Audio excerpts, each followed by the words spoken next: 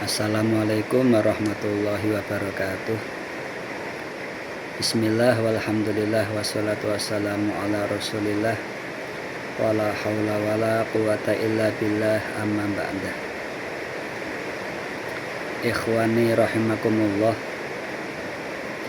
Indonesia merupakan salah satu negara yang memiliki penduduk mayoritas muslim.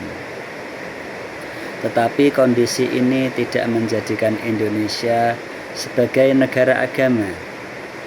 Konsep yang telah terbangun adalah republik.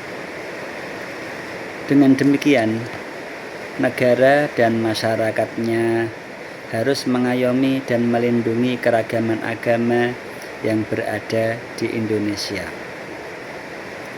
Perbedaan harus disikapi dan diterima sebagai anugerah dari Allah. Keragaman harus dijadikan sebagai ladang dalam beribadah, untuk berlomba dalam berbuat kebaikan. Kita sebagai umat Islam Indonesia yang menjadi mayoritas sangat paham bahwa Indonesia bukanlah negara agama, melainkan negara yang memiliki banyak agama serta suku bangsa dan budaya.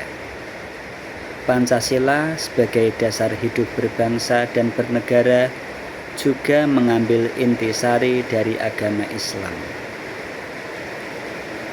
Para tokoh pendiri bangsa dengan berbagai latar belakang agama yang dianut telah bahu-membahu berperan penting dalam mendirikan negara Indonesia. Oleh karena itu, Indonesia bukanlah milik satu agama, akan tetapi Indonesia dimiliki oleh semua agama yang berada di Indonesia.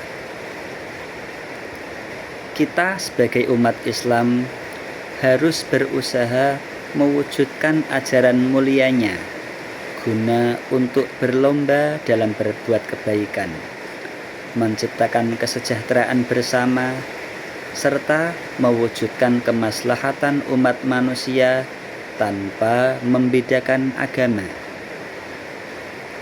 Hal ini dimungkinkan jika sikap toleran dan moderat menjadi prinsip utama dalam bermasyarakat.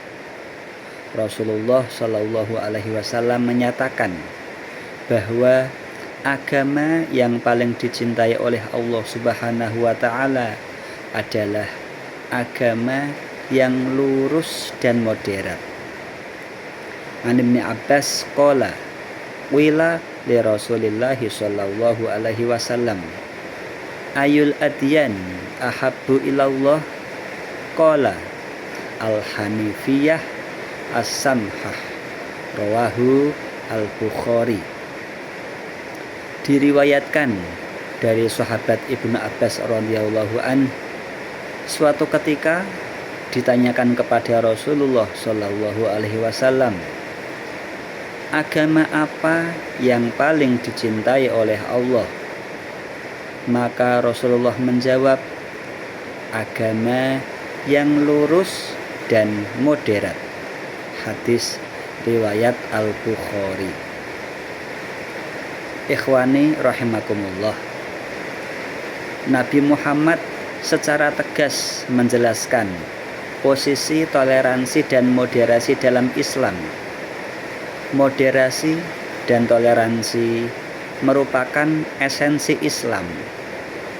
Allah menciptakan manusia untuk dicintai dan saling mencintai. Kita mencintai makhluk berarti kita menghargai dan mencintai ciptaan Allah.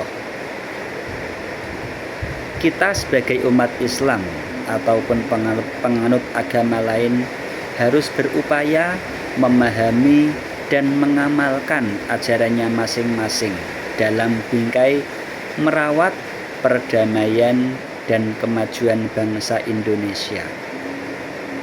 Hal ini tidaklah berlebihan serta tidak bertentangan dengan ajaran agama. mengingat setiap agama pasti mengajarkan nilai dan budi pekerti yang luhur. Oleh karena itu, hidup damai dan toleransi sudah semestinya menjadi komitmen beragama bersama. Dalam konteks ajaran Islam, toleransi antar agama juga telah ditegaskan oleh Allah Subhanahu wa taala dalam firman-Nya. Qala Allah taala lakum dinukum waliyadin. Untukmu agamamu, untukku agamaku. Quran surat Al-Kafirun ayat 6. Ikhwani rahimakumullah. Al-Quran sebagai pedoman dan pegangan hidup umat Islam sangat banyak menceritakan tentang sikap toleransi dan moderasi dalam bermasyarakat. Semestinya kita memahami pesan-pesan toleransi yang terkandung di dalamnya. Selain itu, kita juga sebagai umat Islam sudah seharusnya sadar dan aktif untuk menyampaikan pesan toleransi Al-Quran pada kehidupan masyarakat. Dengan menguatnya pemahaman toleransi dan moderasi, maka masyarakat dan generasi muda tidak akan mudah untuk dipengaruhi oleh doktrinasi gerakan radikalisme, ekstremisme, dan terorisme.